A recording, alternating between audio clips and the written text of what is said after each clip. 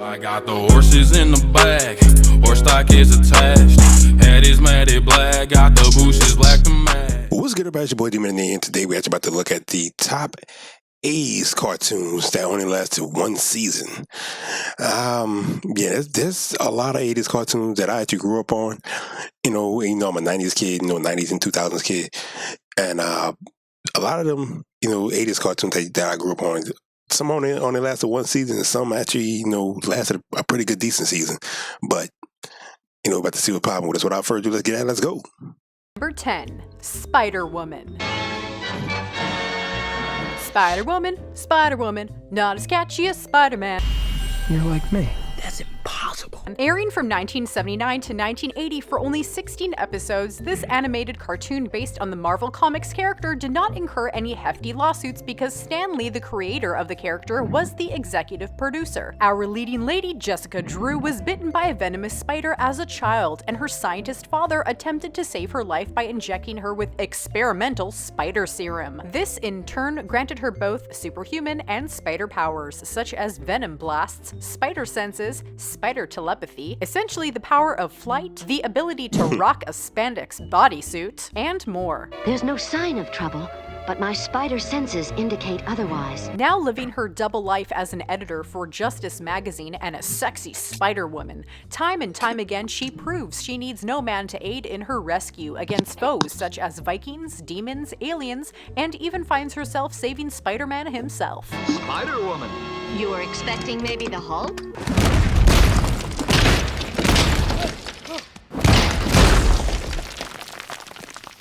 Number 9, Mighty Orbots. Okay, I remember this. This is like the first Mighty Transformers. Orbots was an American-Japanese super robot animated series airing for 13 episodes in 1984. Mighty Orbots takes place in the 23rd century, where Earth is threatened by the Shadow Organization, led by a massive cyborg computer known as Umbra. It's now up. Oh, sorry. Now a while back, me and my partner had a discussion on which one of these cartoons actually came out first, Voltron or this. This actually came out before Voltron. Voltron actually came out after this. So with this, and then the little Mattel's Bandai, whatever toy that came out was kind of close to it, and then came Voltron, and then Transformers. Prime told me there'd be days like this, and you didn't believe him? To the Galactic Patrol to protect Earth, led secretly by a young scientist named Robert Simmons, head of the Orbots. 6 unique robots who have the ability to fight individually or band together as part of a giant robot called Mighty Orbots as Earth's greatest defense. Sadly, the show's short-lived run was due to the lawsuit between the show's creators and the toy production company Tonka, who accused the show's creators of basing the Orbots cartoon on their GoBots franchise, which was adapted from Bandai's Machine Robo line, all because the Orbots robot resembled Bandai's God Mars toy, but that toy was never even utilized by the GoBots line. But the lawsuit proved to be baseless, and the legal complications led to the Mighty Orbots being cancelled after just one season. Number 8, Dino Riders. I remember this too. Dino Riders was an animated series that aired in 1988 for 14 episodes. The series was primarily used as a promotional tool to launch a new Tyco toy line, which later became a Mattel division in 1997. The series follows the peaceful superhuman Valorians who lived in Valoria, when one day the mutant-like Rulons attacked. In an effort to escape, the Valorians used their space-time energy projector, but something went wrong and they were sent back in time 65 million years into the past during the age of the dinosaurs. Unbeknownst to them, the Rulons were also sent back in time when the machine was activated. Sorry, the music is so Valorians peaceful. used their special necklaces to telepathically communicate with the dinosaurs and use them as resources to help them construct a new civilization. While the Rulons, led by old Frogman Krulos, who always sounds like he's burping all the time, Hammerhead brings me answers, not problems. used brain boxes to control the dinosaurs and muster an army. Number 7. Potato Head Kids. The Potato Head Kids is an American. This actually used to come on Saturday mornings. This used to come on Saturday mornings, like super early. And then it went to Cubo, which then they just stopped playing it completely. African animated TV series that aired in 1985 for 23 episodes. For some reason, everyone in the town is human, and they are okay and don't question living amongst an anthropomorphic potato family. This cartoon is very confusing, as we are led to believe that these are the children of Mr. and Mrs. Potato Head. We'll be back to pick you up at 5. Yet they don't really act like they are their parents. We caught your candy thieves, Mrs. Potato Head. And they don't act like siblings to one another either. You're doing all this to impress me, aren't you, Spike? Are they all adopted little potatoes? It's so nice to have a big, strong spot around the house.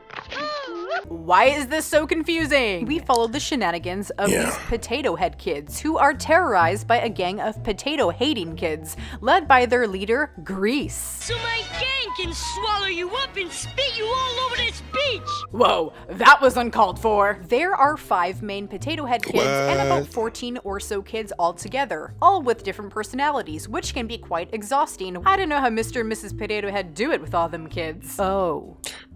That looks so 6, good right now. Beverly Hills Teens. I actually used to hate this cartoon. Oh yeah, there's nothing like watching a bunch of bratty, spoiled rich kids bitch about their problems. Move over, Kardashians, because Beverly Hills Teens was an animated series airing in 1987 for 65 episodes. Neat idea having gig and This was the first Kardashians. Like, for real. Like, they complained and, as she said, bitched about nothing, about crap that didn't make no sense. But yeah. jet play for aerobics class. It certainly beats that tacky recorded music. Really? To the max. We follow a teen club in Beverly Hills, California, consisting of, you guessed it, a group of wealthy high school teenagers, such as Lark, the blonde-haired, blue-eyed fashion model that shows kindness to those beneath her. But things are not all fun and games in this cartoon. Things can get really ugly in the usual settings, like the country club, salon, luxury spas, the posh neighborhood of Rodeo Drive, or the palace, high school, where Lark bumps into her arch-rival Bianca. Don't you simply detest these teeny little lockers they give us? Really? They're so cramped, it's to gag. Number 5. I hated that Engraved Ale cartoon. High. I never heard of this one. Also known as Rick Moranis in Engraved Ale High, this animated series produced by Hanna-Barbera ran for 13 episodes in 1990. It was meant to benefit from Moranis' roles in Ghostbusters and Honey, I Shrunk the Kids from the mid and late 80s, featuring new generation updated versions of classic monsters. I have seen it the before. show centers around the misadventures of human teacher Mr. Schneider, dealing with his rowdy and uncontrollable group of teenage monster students, such as Vinny, the Fonz-esque vampire. Hey, forget it, Teach. We're not supposed to accomplish anything. Cleopatra. Yes, I said fat. Cleopatra, the mummy. Gil, the surfer lagoon creature. Blanche, the southern zombie, and much more, where he hopes to make a difference in the lives of his students. The Medusa? We can begin today's class with a very simple question. What do you want to be when you grow up? On stage. Whoa, move over, Robin Williams, because here comes Sid the Invisible Comic. Whoa, fantastic. And what about my Michael Jackson impression? Number 4. Laser Tag Academy. The Laser Tag Now, this I've Academy. never seen this. Never This even heard of little it. gem was an animated series running for 13 episodes in 1986 and was inspired by the infrared shooting pursuit game branded under the name of Laser Tag, which was first introduced to kids in 1986 by Worlds of Wonder. I'm Jamie Jaron. I'm from the future. Jamie Jaron is the laser tag champion in the year 2986 and travels back in time to the year 1986 to help her teenage ancestors Tom, Beth, and little squirt Nikki to protect them from Draxon Dreer. Everybody gonna die. Everybody gonna die. Draxon travels back in time in order to destroy Beth because she is the one who will eventually create the Starlight gun and star sensor worn by Jamie. Both of these contraptions allowed Jamie to not only compete in laser tag tournaments in her time period, but in some cases allowed individuals to travel through time. Although it is essentially one long laser tag toy commercial, it is an entertaining cat and mouse chase through time. Number 3.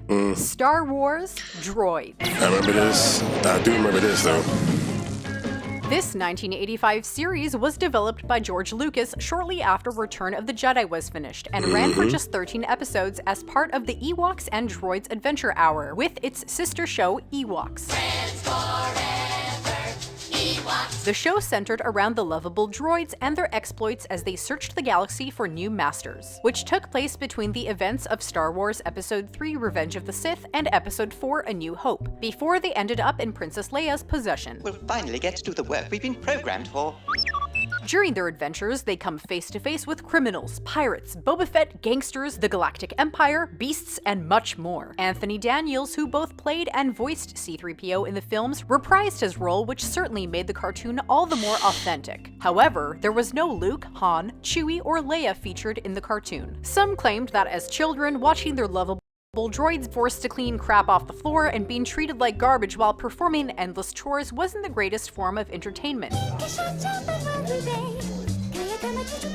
The show was cancelled just after one season, due in part to its high production costs. Each hour-long pair of Droids and Ewoks episodes costed approximately $500,000 to $600,000 to produce. Number 2. Brave Star.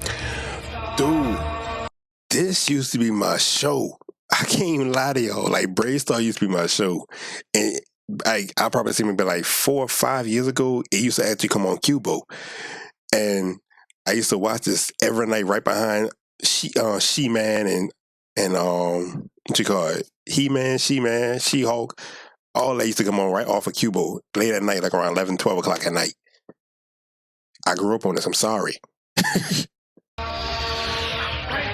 This was an American space western series running for only one season from 1987 to 1988 with a total of 65 episodes. This was actually the last animated series produced by Filmation, who was responsible for shows such as He-Man and Ghostbusters before it shut down in 1989. Brave Star was a combination of science fiction, space, and a western genre cartoon set in the 23rd century on a multicultural desert planet called New Texas. We follow Native American Marshall Brave Star as he enters the rough planet of New Texas, trying to bring order to the land. He has special abilities like the sight of a hawk, the strength of a bear, the hearing of a wolf, and the speed of a puma to aid in his endeavors against riffraff, like Tex Hex, the Dune Buggy Gang, and the leader of the outlaws, Stampede. He also has the help of his trusty talking techno horse, 3030. I'm turning on the turbo booster. And number 1, Ulysses 31. Now, I've never seen this or heard it. My dad probably has. This French-Japanese animated series, originally created for a French audience by a Japanese studio and later dubbed into English, ran for 26 episodes between 1981 and 1982. It was a very creative cartoon where both legends of the past and the future collide, with the Greek mythology of Odysseus, who is known as Ulysses in Latin. The world seems simple to you, my friend, but when you're a king, very few choices are simple. Updated into the 31st century, Ulysses, captain of the giant spaceship Odyssey, angers the gods of Olympus when he kills the mighty Cyclops to save a group of enslaved children, including his own son. With any luck, we will change their trajectory beyond the field of attraction. The Odyssey's crew are then cursed into suspended animation, and in order to return home and lift the curse, Ulysses and his companions must find the kingdom of Hades to lift the curse. You know, I haven't been this choked up since I got a hunk of moussaka caught in my throat. Huh? The new crew is comprised of Ulysses, of course, a brave, sexy man who likes to wield a laser pistol that also doubles as a lightsaber, along with an energy shield and belt that allows him to fly. His son Telemachus, who is a skilled pilot, his son's friend Yumi, an intelligent blue-skinned alien girl, and Shurka, the Odyssey's main computer. Along the way, they encounter a plethora of famous figures from Greek mythology who have been given a futuristic twist. A court case later ensued due to copyright infringement via Lucasfilm because the Ulysses 31 battle theme was said to be a cue from the John Williams soundtrack The Battle in the Snow featured in The Empire Strikes Back. Damages had to be paid, and later releases would go on to use the disco remix version of The Battle in the Snow by Miko Plays Music from The Empire Strikes Back in 1980. All right. Now, I knew that was kind of long, but, like I said, a lot of them cartoons, some of them I do remember, some of them I've never heard of, but my dad has, and I remember him talking about stuff like that, and some of them just really didn't make no sense, which, for one, by me liking Greek mythology, that last one, Ulysses, that didn't make sense to me, because you pretty much put Greek mythology with Star Wars. Like, why would you do that? That you messing up No, just don't do that. So I understand why that was canceled. Again, I get that. But come on now, like really? Really? But anyway, I'm gonna go ahead and end it right there. I hope you enjoyed the video. Oh, I want to apologize for not being able to have a video, second video for yesterday. We had some issues that was going around and family issues I had to hurry up and deal with. Well, family emergency, I would say. And like I said, I had to deal with that real quick. But we will be getting back on track. And to the meantime, between time I see you, when I see you, holla at your boy. Peace.